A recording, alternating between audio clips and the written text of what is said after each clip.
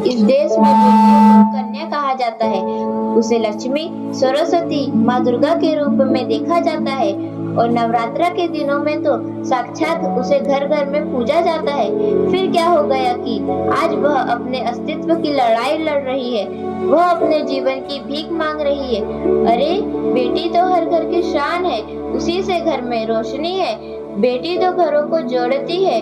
तो आइए बेटियों के सम्मान में हम एक नाटक प्रस्तुत करने जा रहे हैं जिसका शीर्षक है बेटी बचाओ बेटी पढ़ाओ। मीरा, ओ मीरा, तुमने मुन्ना को कहीं देखा क्या? पता नहीं सुबह सुबह कहाँ चला गया। अभी उसने कुछ खाया भी नहीं, दूध भी नहीं पिया और स्कूल जाने की तैयारी भी तो करनी है। नहीं माँ, मैंने तो मुन्ना को नहीं देखा। मैं तो सुबह से बर्तन ही धो रही हूँ। माँ, मुझे भी स्कूल जाना है। मुझे पढ़ना लिखना बहुत अच्छा लगता है। मेरा भी दाखिला स्कूल में करा दो ना माँ। ए छोरी, बड़ी है स्कूल जाने वाली, घर के कामकाज अच्छे से सीख ले। आगे चलकर यही तेरे काम आने वाले हैं। पढ़ लिख कर कौन सा तुझको कलेक्टर बनना है? जल्दी जल्दी बर्तन साफ कर। माँ जी, मीरा को भी स्कूल में दाखिला दिला दीजिए ना, उसे भी पढ़ना लिखना जरूरी है। तू चुप कर। पढ़ना लिखना ये तो केवल लड़कों का काम है। उन्हें आगे चलकर घर गृहस्थी की जिम्मेदारी जो संभालनी होती है।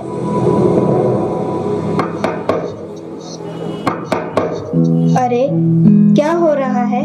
कौन किसकी जवाबदारी संभाल रहा है और हमारी मीरा बेटी क्यों रो रही है? देखिए ना डॉक्टर दीदी, दादी मुझे स्कूल ही जाने नहीं देती। कहती है तुझे पढ़ लिख कर क्या करना है, आगे चल के चूल्हा चौका ही तो संभालना है। अरे यह तो बहुत गलत बात है माँ जी। क्या आपको नहीं लगता कि हम बेटियां भी पढ़ लिख कर आगे बढ़े? आज समाज बहुत आगे बढ़ गया है माँ जी। आप किस दुनिया की बात कर रही हैं? हम 21वीं सदी में जी रहे हैं।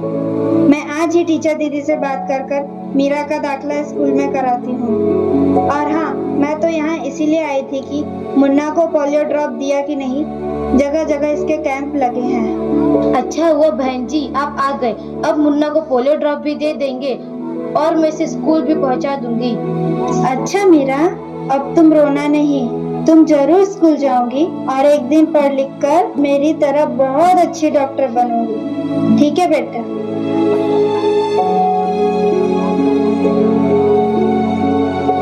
बहू, जरा एक गिलास पानी तो लाना। अभी लाई बाबूजी। ये लीजिए बाबूजी।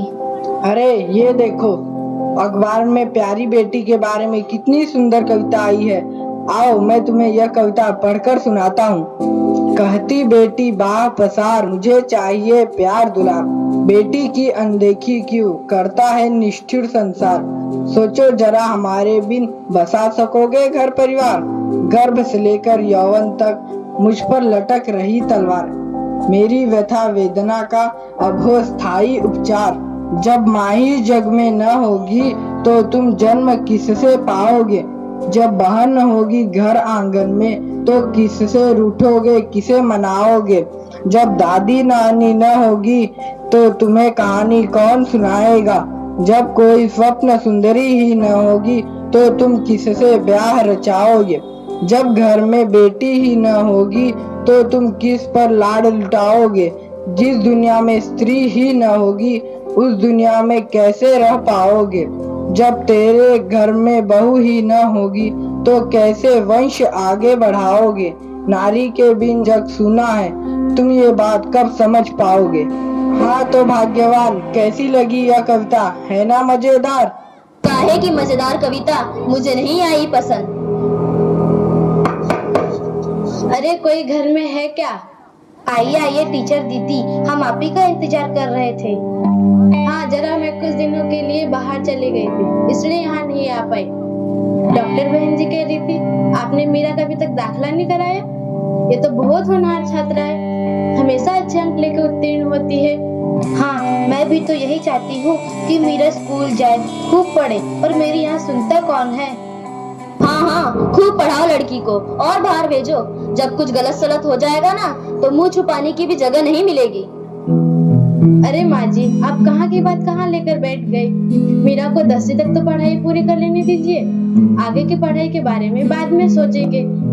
हाँ टीचर दीदी, हम मीरा को अवश्य स्कूल भेजेंगे। मैं उसे मेरे जैसा अनपढ़ नहीं रहने दूंगी, उसे खूब पढ़ाऊंगी।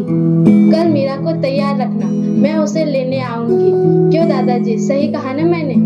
हाँ हाँ बेटा, बिल्कुल सही कहा। मैं तो कब से कह रहा हूँ कि मीरा को भी स्कूल जाने दो। प्रणाम दादाजी। प्रणाम बेटा। जी हाँ, हेलो।